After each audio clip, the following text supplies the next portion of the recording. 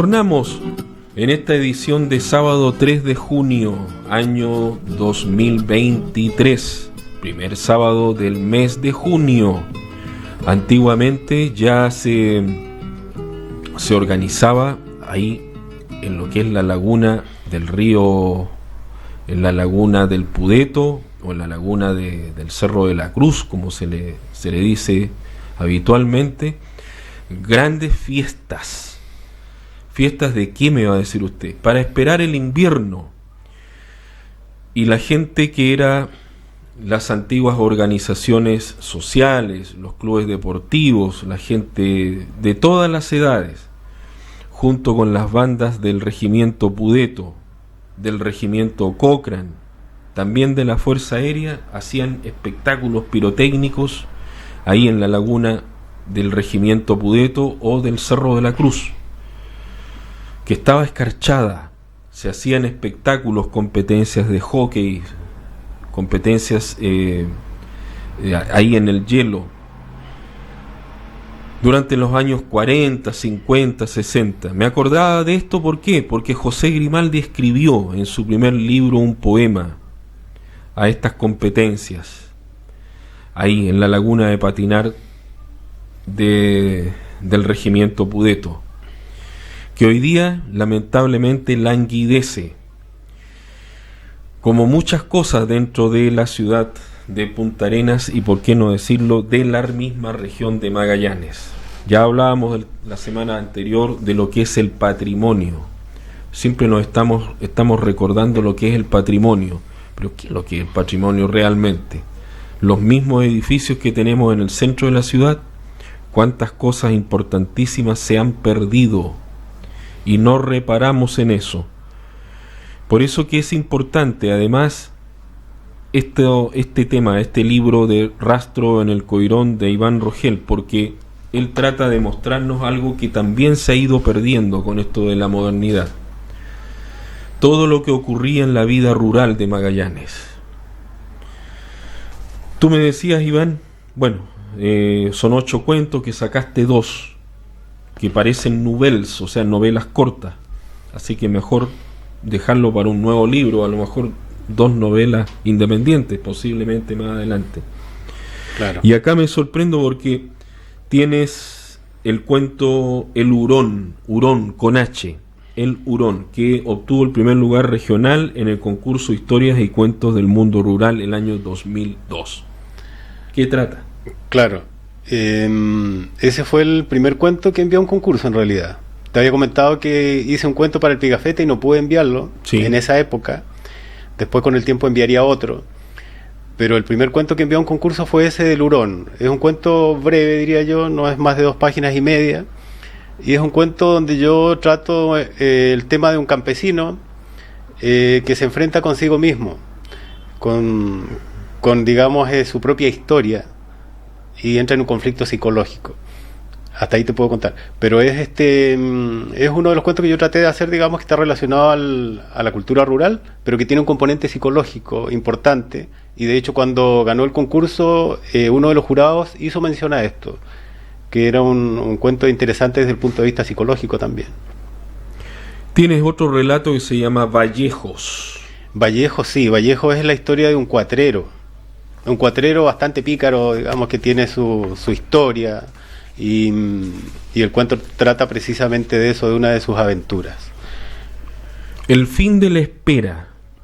El fin de la espera es un cuento que trata de un puestero. Todo el cuento transcurre dentro de un puesto. El hombre está digamos, esperando algo, está esperando a alguien, digamos, para solucionar un tema que es una historia antigua, que lleva más de 20 años que lo viene atormentando a él. Claro. Entonces él está esperando para enfrentarse al desenlace de esa historia. Con el corazón de un buitre. Ese es un cuento bastante largo, yo creo que son al menos unas 30 páginas. Es un cuento que trata de un campesino también, que él, a diferencia de los otros campesinos, que son gente aplomada, que está acostumbrado a las faenas crudas del campo, Él es un personaje que ve las faenas del campo de una manera muy ingenua, a pesar que él se maneja lo suficiente en cuanto a lo que es el trabajo campesino. A él como que le pesa la cultura campesina por la crudeza que representan algunas actividades. Entonces se pone en contra de eso, y es una manera de razonar que en el fondo lo lleva a cuesta abajo, sin que él se dé cuenta, o a conciencia tal vez. Yo me acordaba, cuando hablábamos de patrimonio, me acordaba de las antiguas estancias que también están a muy mal traer, y que es parte de nuestro patrimonio. Basta ver la estancia San Gregorio cómo está. Terrible. Es terrible el estado en el que está. Y si uno va, tú mencionas San Gregorio, yo le tengo un cariño especial porque hemos estado ahí varias veces. Oasis Arbor. Claro. Oasis Arbor, que incluso es una estancia más grande todavía, que fue gigante, Oasis Arbor. Sí. Y uno dice, pero ¿cómo es posible que esté en estas condiciones? Y además que sacaban todas las mercaderías, las sacaban porque había una bahía, un puerto, el puerto de Oasis, por donde salían para los barcos, los carneadores, ¿no es cierto? Y se llevaban la mercadería fuera de acá por el estrecho.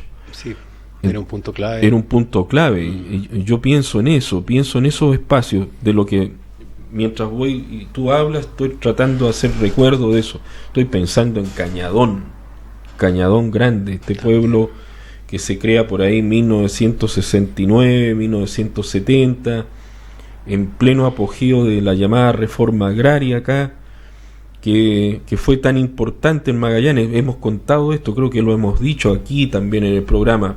Partió de manera experimental en Magallanes la reforma agraria, siendo Mateo Martinich el intendente. ¿Partió dónde? Me va a decir usted. En mayo de 1966 en Timauquel, y después acá en el continente, en sector de Villa Tehuelche, que hoy día Villa Tehuelche, Cacique Mulato. Y después ya es la historia de nuestra particular de Magallanes con la reforma agraria. Estoy pensando en Conaiken, estoy pensando en Laguna Blanca, no sé, se me vienen a la mente todos lugares puntuales. Sí. Tienes otro relato, otro cuento, Las Espuelas. Las Espuelas, igual es un cuento bastante largo. Ya. Está ambientado en Cerro Castillo. En realidad todos los cuentos que aparecen ahí están ambientados en Última Esperanza. Tú eres de allá. Yo soy de allá, entonces sí. Basta con leer los cuentos y te vas a dar cuenta que la toponimia es de allá, Puerto Natales, Cerro Castillo, Tres Pasos, Dos Lagunas, Dorotea. Entonces este cuento de Las Espuelas es un cuento que representa un misterio. Está ambientado, digamos, en Cerro Castillo, es una estancia, obviamente la estancia es una estancia ficticia, pero todo lo que está alrededor de la historia es real, ¿no? La fiesta de la jineteada, en fin, en Cerro Castillo, la fiesta de la chilena, todo eso. Está ambientado, digamos, en ese ambiente, valga la redundancia, el cuento. Y Las Espuelas son un verdadero misterio. Las Espuelas son las protagonistas de este cuento y representan algo como... tienen un rasgo sobrenatural que va a determinar el desenlace de este cuento. La estancia de Cerro Castillo es preciosa. Sí. Hermosa. Sí. Muy linda, sí. Está preciosa y además muy bien conservada. Muy bien conservada, claro. Sí, que sí. Y eso hay que reconocerlo. Ahí hay interés. Sí, se nota el interés. El Carnero también es. Este es un relato igual un poco extenso. Claro, El Carnero es uno de los pocos relatos que tiene... No digamos que los otros relatos son amargados, pero es un relato humorístico. Se trata de un capataz de estancia que es muy pícaro. El tipo siempre está de fiesta y el patrón le aguanta todas sus salidas de madre que tiene de repente, hasta que se mete en un problema grave, digamos, por esto de ser tan fiestoquero, podríamos definirlo de esa manera. Y Monzón y Tragolín. Monzón. Claro. Monzón. Sí, Monzón. Lo que pasa es que este es un cuento que está basado en una historia real que me contó mi hermano. Mi hermano trabajó en la península Antonio Varas, y ahí conoció la historia de dos animales que tenían una relación, a pesar que eran de diferentes especies, tenían una relación de fraternidad muy potente. Él me lo contó así como una conversación. Yo hice el cuento, creé los personajes, y todo el ambiente. Yo no conozco la península, entonces me guié por algunas descripciones y también por lo que me había contado mi hermano del medio ambiente, todo eso de la península, de la topografía, todo eso, y entonces hice el cuento. Se trata de dos animales, digamos, que tienen una relación de confraternidad. Es un cuento bastante tierno, diría yo. Ya. Sí. Oye, incorporas acá en el libro un vocabulario, glosario. Es necesario porque... Diccionario de términos, como le... Claro, es un glosario, un vocabulario, porque es necesario porque en los cuentos hay diálogos, hay actividades y cosas que son netamente del campo, con términos que se usan principalmente en el campo. Entonces eso es necesario para que el lector pueda tener una idea. Si desconoce algún término que aparece en alguna parte de un cuento, va a tener el glosario, el vocabulario donde aparece definido. Son términos netamente campesinos. Aparragado. Claro, es el monte bajo y bastante cerrado, digamos. Eso es el monte aparragado. Borola. Claro, eso en realidad es burula, es un tipo de carnero que es de alta producción, que lo utilizan en algunas estancias para mejorar las razas. Chinchar. Claro, chinchar es hacer chinche, como dicen, es cambiar una cosa por otra, es como hacer trueque. Chimango. El chimango es el nombre que se le da a lo que en la zona central se le llama tiuque. Esquiltuna. El esquiltuna es la latinización de esquiltuna, que es como un tipo de hoja antigua muy afilada que se usaba. Se le dice esquiltuna a los cuchillos en el campo, al cuchillo grande especialmente. Guardiera. Guardiera es un tipo de soga que se utiliza para amarrar los caballos que quedan de guardia, para ir a recorrer el campo al otro día. El matrero. Matrero es un tipo matrero es una persona que tiene malas costumbres, es una especie de bandido. A los matreros eran los bandidos antiguamente. Vamos a empezar a usar ese término acá. Cuando escribamos, era un matrero. Claro, sí. Ya, matungo. Matungo es un caballo, es en tono despectivo, un caballo viejo, tal vez medio mancarrón, todo eso es matungo. Se le dice de manera despectiva al caballo, así. Palenquero, palenque. Claro, ¿no? Palenquero es el que trabaja en las jineteadas en el palenque, amarrando los caballos al palenque. La pavita. Claro, son argentinismos, hay unos argentinismos que se utilizan mucho acá también, como la pavita, que es la tetera pequeña para tomar mate. Petromax. Petromax. Antiguamente en las estancias se usaban este tipo de lámparas a gas, que tenían un dispositivo que era como una bombita de ceniza, que le llamaban camisa. Creo que todavía hay estancias donde se usan. Y era la marca comercial, y le decían Petro, porque la marca era Petromax. Petromax. Claro. Me acordé, ¿por qué la estoy mencionando? Porque los pobladores que comenzaron a construir sus casas en la población, hoy día barrio 18 de septiembre, siempre te hablaban de esta que dices tú, la lamparita Petromax. Claro. Así se alumbraban. Cuando empezaron a construir sus casitas ahí. Mira. Y con sus techos de zinc. Daba muy buena luz el Petromax. Bueno, pozón. Claro, un pozón es un pozo que hay que se encuentra en el campo, donde tú te puedes caer o caen las ovejas de repente en los pozones que hay en los campos. Retacarse. Retacarse es cuando un caballo no quiere avanzar, como que clava los garrones y se pone, digamos, duro para avanzar, no quiere ir adelante, digamos, se retaca. Trabuco. Trabuco es un término, digamos, coloquial para llamar al revólver o a un arma de fuego en el campo. Ya. Y esta te gusta mucho. Truco. Claro, el juego del truco, que es de origen español, pero que acá llegó desde Argentina, me imagino. Siempre recuerdo a mi padre cuando se habla del truco. Yo veo jugar aquí a los truqueros, que hay legiones. Sí. Pero mi padre, cuando yo era niño, decía, mi padre que trabajaba en la empresa nacional del petróleo, yo estoy hablando de los años 50, 60, mi padre con otros amigos más, eran solteros en esa época, solían irse de vacaciones cuando empezaban los hexagonales o los octogonales de fútbol. Entonces se iban a ver estos partidos ahí del Santos de Pelé, cuando venían a Santiago a jugar con la selección de Checoslovaquia. Ajá. el Estrella Roja de Yugoslavia, el Dinamo de Moscú y otros equipazos que claro. Anualmente eran los veranos. Y a la hora del almuerzo estaban todos los puntarenenses en un restaurante en el centro de Santiago, todos con el bistec a lo pobre, el vino o lo que pudieran ahí entre todos. Y después del almuerzo al garzón le pedían el juego naipe y se ponían a jugar el truco, me contaba mi papá.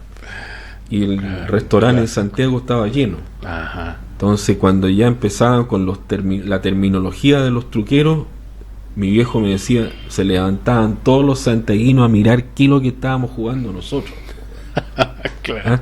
Y mi viejo me hablaba del año 62, 63. Sí, sí. La época del famoso Mundial de Chile, el 62, y su influencia también en la conformación de estas identidades tan particulares. Sin duda, claro. Y de los hexagonales y octogonales de fútbol que marcaron también época en la historia del deporte, y la historia del fútbol particularmente en Chile. Sí. Oye, Rastro en el Coirón, ¿qué vas a hacer ahora, Iván? ¿Vas a presentar el libro? Me imagino que tú, como estás en frontera, porque Iván trabaja en el SAC, así que tiene un régimen, como le dicen. Claro.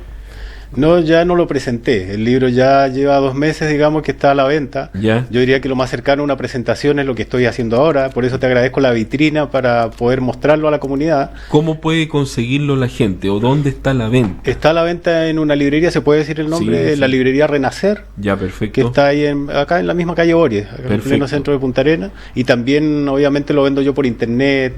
Lo tengo ahí anunciado. Me pueden mandar un mensaje al WhatsApp. He enviado hartos libros al norte, me lo han pedido de la zona central, de Santiago, del Paraíso, entonces no hay ningún problema en ese sentido. Ahora, yo me imagino que yo veo que este es un libro que va a dejar una huella, probablemente, y que van a quedar algunas ventanitas abiertas y que a lo mejor viene, siguiendo un poco esto, viene otras publicaciones. Ya hablabas tú de 2 cuentos largos que podrían ser pequeñas novelas que se podrían plasmar en publicaciones, en libros también. No, sin duda, yo tengo la segunda parte de este libro ya listo. Ya listo, entonces... ¿Cuentos? Claro, cuentos también, sí. Ya. Es un libro que ya está completo también. Pero pienso publicar un libro de poesía primero, ir alternando uno de poesía, otro de cuento, otro de poesía y después otro de cuento y así. ¿Lo imprimiste acá en Magallanes? No, en Valparaíso. En Valparaíso. Sí, en Valparaíso porque es un poco más barato, pero esta vez no tan barato. Entonces estoy considerando publicar acá porque entre el flete y todo eso, casi la diferencia no es tanta en este momento. Ya. Según lo que me han dicho, digamos. Así que... ¿Cuántos ejemplares se puede seguir? 200. 200 sí, ejemplares. Ese es el tiraje, 200 ejemplares. 200 ejemplares. Bueno, ya lo sabe entonces. Este libro recién salido del horno, 2 meses. Más o menos 2 meses. 2 meses que salió este libro, esta nueva producción que recoge una serie de cuentos, 8 en total, escritos por Iván Rogel Figueroa, miembro de la Sociedad de Escritores de Magallanes, en el periodo del año entre 1997 y 2004, algunos cuentos que ya habían sido premiados en forma independiente. Él hablaba de El Viejo, que obtuvo una mención honrosa en el último concurso importante que tuvimos, posiblemente el concurso Antonio Pigafetta, la última edición, que fue del año 2006. Así que es para él, para Iván, debe ser esto muy significativo. Por cierto, para nosotros la sorpresa de ver este libro, que tiene tiene ese halo de estos libros que invitan a leerse, sobre todo conociendo el trabajo que viene realizando desde hace años Iván Rogel Figueroa. Iván, te agradezco que hayas estado con nosotros. Y vamos a estar pendientes. Bueno, como Sociedad de Escritores estamos en la etapa de la construcción de proyectos también, claro, durante todo este mes. Ya ahí les sí. Vamos a ir contando a ustedes también cuáles van a ser las iniciativas de este año, después de bastante tiempo que hemos estado ya nuevamente presentando iniciativas culturales para que y compartírselas a ustedes. En el caso que sean aprobadas, podamos hablar a lo mejor de una feria del libro, de la sociedad de escritores, podamos hablar de la editorial, de la sociedad de escritores, podamos hablar de los talleres literarios que nos interesan tanto también, poder volver a impartirlos en los colegios y en los liceos principalmente.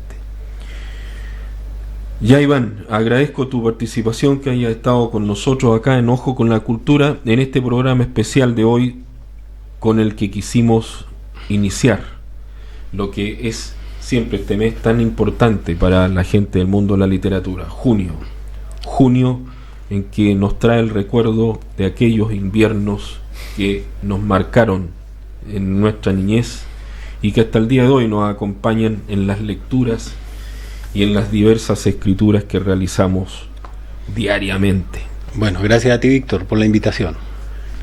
Y gracias a ustedes por estar junto con nosotros. Recuerde que mañana este programa lo puede ver nuevamente en las pantallas de Polar Comunicaciones, mañana domingo desde 14:30 a 15:30 horas. Ojo con la Cultura. Gracias por estar con nosotros.